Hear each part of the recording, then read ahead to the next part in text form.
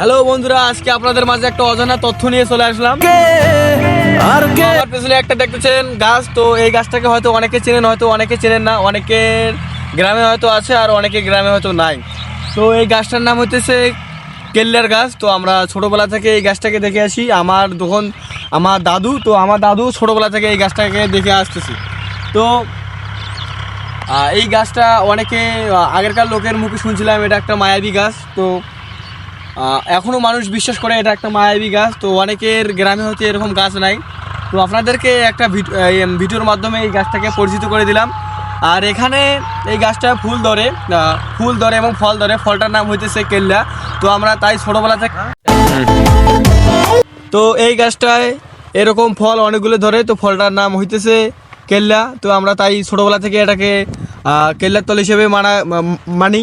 আর আমাদের চারপাশ দেখতেছেন, এখানে কিন্তু অনেক বলা যায় খাল বিল। তো এখানে আমি আর আমাদের গ্রামের ছেলেপেলেরা আগে এখানে আসি মাছ মারতাম ছোটোবেলায়। তো এখন আমরা সময় পাই না, তো তাই আর এখানে আসা হয় না। তো অনেক দিন পর আসলাম এই গাছটার কাছে। তো বন্ধুরা, আমাদের গ্রামের বলা যায় একটু দেখার মতো যদি থাকে তাহলে বলা যায় এই গাছটা অনেক সুন্দর একটা গাছ।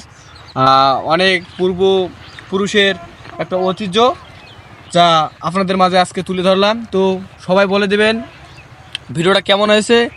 আর আমাদের গ্রামে এসে এরকম একটা গাছ দেখার জন্য আপনাদেরকে সবাইকে আমন্ত্রণ রইল। আর একটা কথা হচ্ছে, এই গাছটা এসেছে কামাখ্যা থেকে, যা আমরা ছোটকাল থেকে শুনে এসেছি। এটা নাকি ন্যাংটা কালের দেশ, আমরা শুনে এসেছি। তো দেশটির নামটা হচ্ছে নাকি কামাখ্যা।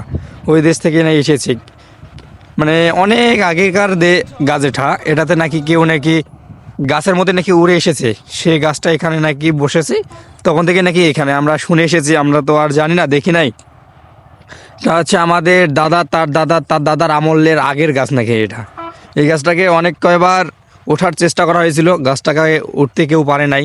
কাটার চেষ্টা করেছিল গাছটা, তা কেটতে পারে নাই, কারণ এই গাছটা কাটতে গিয়ে মানুষের ক্ষতি হয়ে গেছিলো ইত্যাদি। ভালো থাকেন, সুস্থ থাকেন, খোদা হাফেজ। পরবর্তীতে আবার দেখা হবে।